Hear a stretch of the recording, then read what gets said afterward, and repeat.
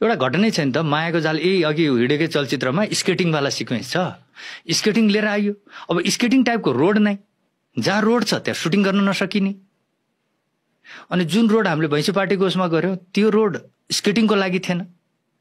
Sequence बनाइयो, दुनियाँ हलिउडको पिक्चरहरू हेरिन्थ्यो त्यही अनुसार सिक्वेन्स बनाइन्थ्यो।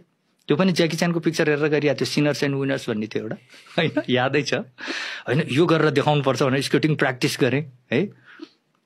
त्यतिखेर पनि मलाई त्यो ट्याक्सी ड्राइभरले झ्याप यहाँ पक्रेको हो कि, नत्र म नराम्रोसँग चोट लाग्छ। त्यहाँदेखि यहाँ छाला सबै गयो, यहाँ गयो, फेस बचाउनलाई रोडमा त्यो स्पिडमा स्केटिङमा हिँड्दाखेरि म लडेँ कि, वरिपरि गाडीहरू थिए होइन। त्यो अवस्थामा पनि प्रोडक्सनहरूको पार्टीमा चाहिँ कस्तो कुरा हुन्थ्यो नि, ला चोट त लाग्यो, मेरो चोटको लागि दुःख थिएन,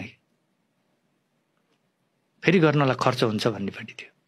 अनि मैले सोचेँ त्यो थाहा पाएपछि गर्नु पर्यो आफैले, उनीहरूले यो गर भने पनि होइन, पीडा त ममै थियो। अनि त्यो चोट, गहिरो चोट दुख्नलाई टाइम लाग्छ नि होइन। यहाँ सबै छाला गइसकेको छ, यहाँ साइडमा त झन् धेरै नै चोट लागेको थियो।